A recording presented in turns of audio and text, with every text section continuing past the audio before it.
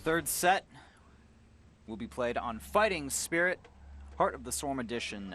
Spawning up in the top left-hand position, once again, our orange Zerg from EGTL. His name is Jaedong.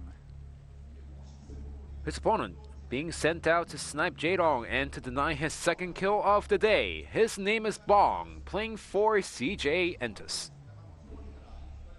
Spawning as a blue Protoss on the left bottom side. Yes.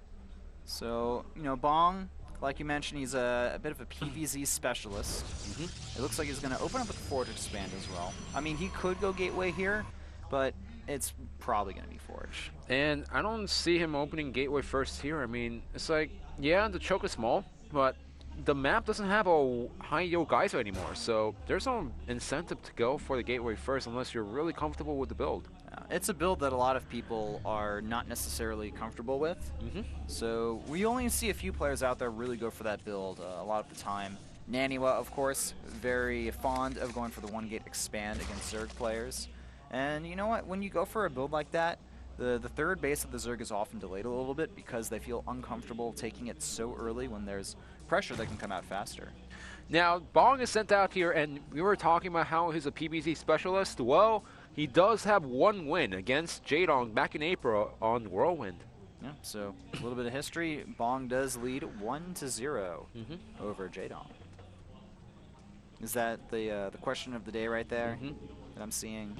The question of the day, if I recall correctly, was who won who was the first person to win an ace match in a Pro League Finals? Yes. So there's the question, guys.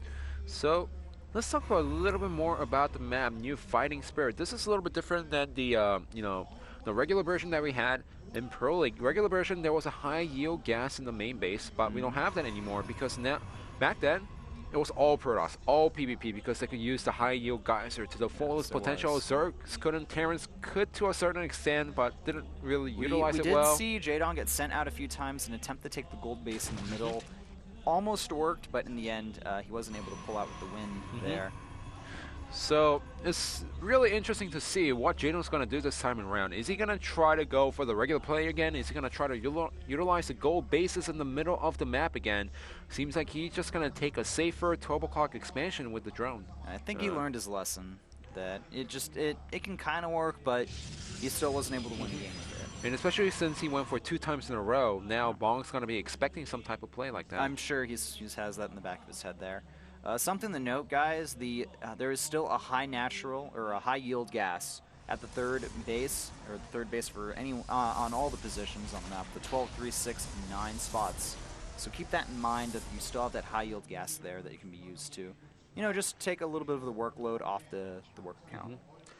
And let's just talk about how the map plays out. So back in Brood War, you don't want to, as a Protoss player, in Brood War and Starcraft 2, you don't want to expand towards your opponent because that allows your opponent to go hit a much faster timing, and especially on Fighting Spirit with a larger ramp, Protosses aren't going to take the 9 o'clock expansion. So Bong, he's going to be feeling a little bit uneasy with these positions. You know, it's a little bit close, but you can't take the safer expansion. Instead, you got to go for the 6 o'clock.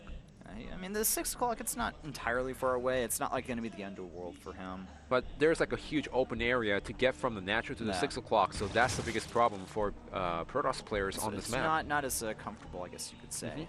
So now he has to make a choice. You know, do I go for the 9 o'clock, which is a little bit more vulnerable, but I could get my reinforcements there quicker, or do I go for the 6 o'clock, which seems safer because it's further away from the Zerg base, but actually harder to get there with my reinforcements? Alright, looks like we have a Stargate opening from Bong. Not terribly surprising there. Almost every single Kespa Protoss player goes for the Stargate opening unless they're doing something funky with the Robo. Generally a timing attack. That probe did manage to scout the third base, so you know he knows that Jaedong is playing pretty standard here. I love that he's taking that high yield gas at that third base instead of the gas at his main or natural. Nothing wrong with doing that right there. Double, oh, never mind. I thought that was double Stargate for a second. Got Twilight excited. Council. But a pretty fast Twilight Council there.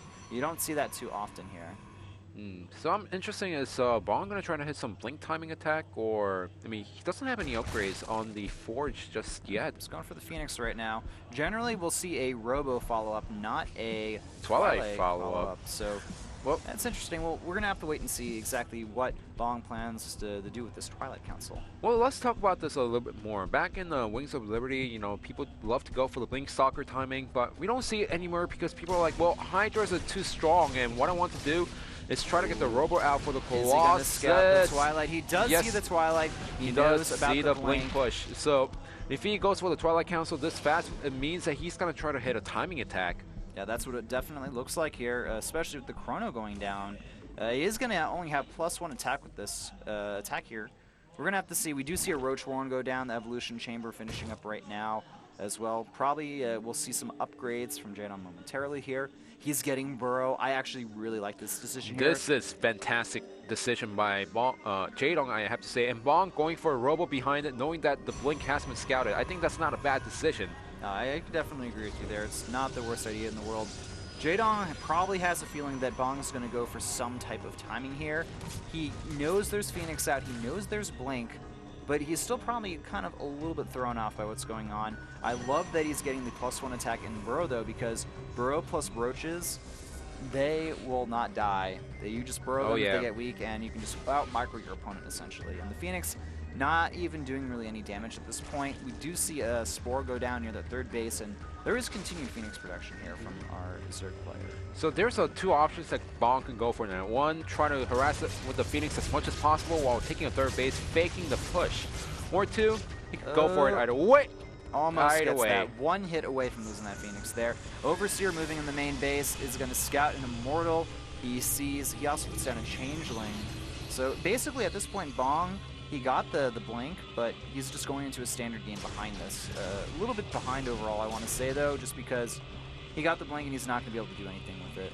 Yeah, well, he needs to utilize it right now and take a third expansion if he wants to play a macro game, because he put down a Robo base now right now. So unless he wants to go for the double Immortal, double Colossus push, which is going to be late at this point, it's better for him to actually go into get a third base out and play defensively, but seems like he's adding 2 more gateways. I actually want to say here that Jaedong is playing a little bit with fire, not dealing with these Phoenixes to the best of his ability here. He had a lot of Overlords just kind of sitting out in the open that he could have potentially lost if Bong scouted them, and they're actually still in between the main and the natural there. I have to say Bong has been doing a pretty good job despite having his first Phoenix scouted of doing damage there, just the trades there. But now look at this, Jaedong moving in, Killer Instinct. He has Roaches and Zerglings on the map, just trying to barrel through that main base. He killed off a lot of units there. I don't even know how much damage that they did, because that's a lot of force fields that went down, and we only saw 1 sentry out on the field, so not the greatest position for Bong to be in. It seems like he wanted to hit a timing with additional gateways going down, but now he just lost a lot of sentries. He's going to probably end up losing that Forge as well. The Forge going down. No +2 for him. I would actually be surprised if we didn't see Jaedong just start to flood more units in. He's actually floating a lot of resources at this point, though. He's up to 1k minerals and gas. Very uncharacteristic from Jaedong as well here. He's getting +2, though, getting the Tunneling Claws upgrade as well. Phoenix is continuing to be annoying, but overall, you know, they're just trying to equalize some of the damage that was done. But overall, that was a really impressive trade for Jaedong.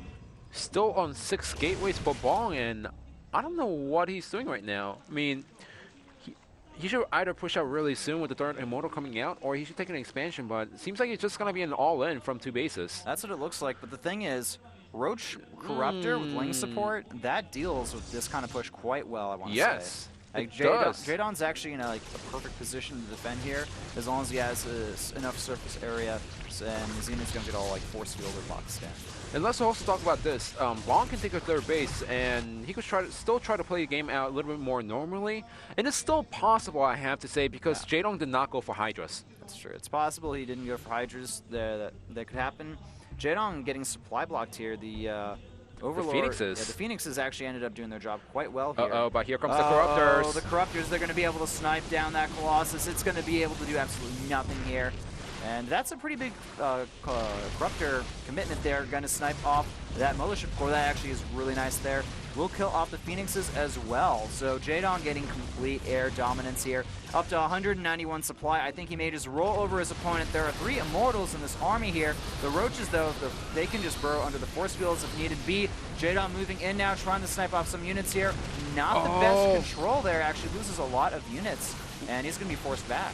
I guess he was thinking he was too far ahead into the game so that he could have sacrificed those roaches, but remember, he doesn't have any Hydras, and that's an Immortal-based army, not a Colossus-based army, so you can't really headbutt into that. Also, no Zerglings in the army as well. I'm very surprised about that. Would have loved to see like a lot of Zerglings kind of flank from the other side of the map there. We have 23 roaches in production, though. I think this third base, it will be forced potentially to get canceled here. That's a pretty large Zealot reinforcement, though. These roaches, they're going to try to do their best to do some damage here. The Immortals, though, they've joined the fight now. Amazing force fields once again. Bong, I don't know how he does it.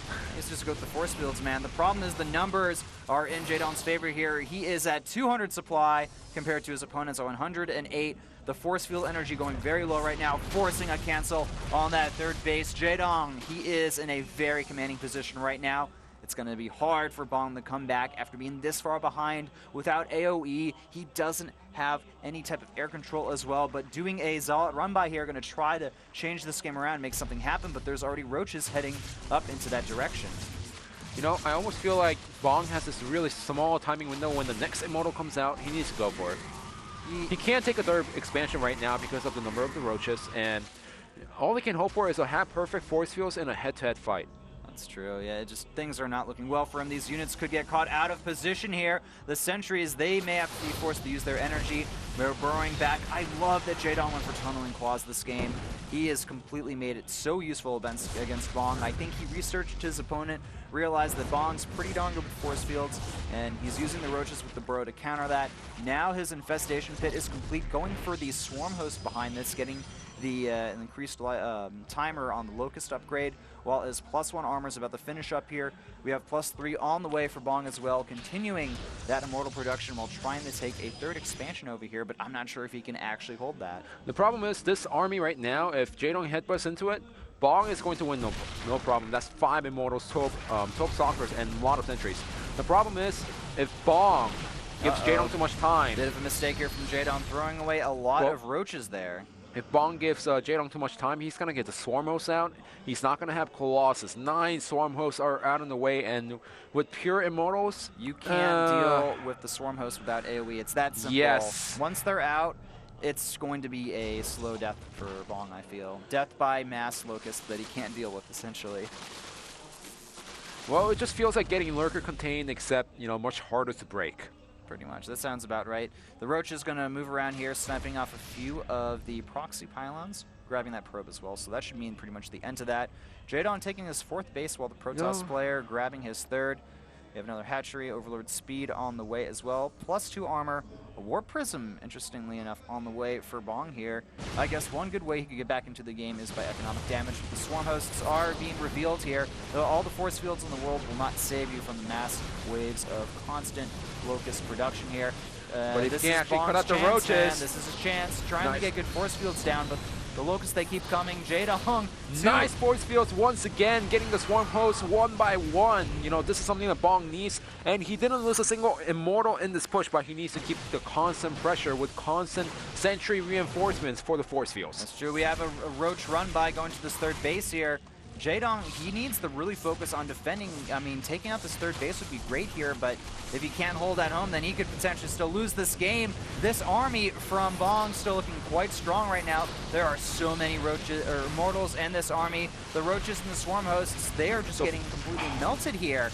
And, I mean, Bong is still behind in supply right now, but things are looking quite grim for him. The force fields are so great in this game, always cutting out the roaches and getting all those units 1 by 1. The Immortals are so powerful right now, just tearing apart all of the roaches and the Swarm Hosts right now. The Swarm Host, Jaedong, he was so far ahead in this game. What happened? He could have easily sniped down that Observer. He had the Corruptors, but he didn't go ahead and try to do that. Bong, after being so far behind, can he make it happen here? We have a humongous my God! Around, though. This could change everything. The Immortals are going down. The 3rd base has been taken out. Jaedong somehow defends against this attack with an immense amount of Zerglings. Holy crap, Bong, he was looking to take the game after being so far behind, but all of those Zerglings swarming in there, that has changed things around once again. We have 82 Zerglings on the map with some Roach reinforcements. Jaedong up 180, 97, almost maxed out army to 65. supply from the Protoss player. If the force fields aren't gonna save you, if you don't have the third base for yourself, the Colossus is coming out, but now Jaedong secured up to 4 bases once again, and those Lings are going by, the Roaches are going inside the Natural, and that's gonna be it for Bong. Bong, he can't make enough units to defend against this attack here. He's got 1 Colossus and a War Prism. That's pretty much it at this point. May try to do some fancy micro. No, looks like he's not even going to bother with that there. The Colossus goes down, the Natural goes down. Jaedong using some funny burrow micro there. GG is called. Jaedong getting 2 kills now. He's starting to look a little bit more solid in that matchup. That was really risky. Going for the Swarm Host is a nice decision in that point, but you know that your opponent's gonna make your opponent already has a lot of Immortals, and still sticking to the Roach-based army was a huge risk. I think that Jaedong, if he kept his Corruptors with his main army, and he had some like maybe 3 or 4 Overseers focused on sniping down the Observers, it would have never even gotten to that point. I think Bong would have actually just lost a lot earlier, because Jaedong's doing these really cool things, like he sent some Roaches around to snipe the 3rd base. You know, he's got great control, but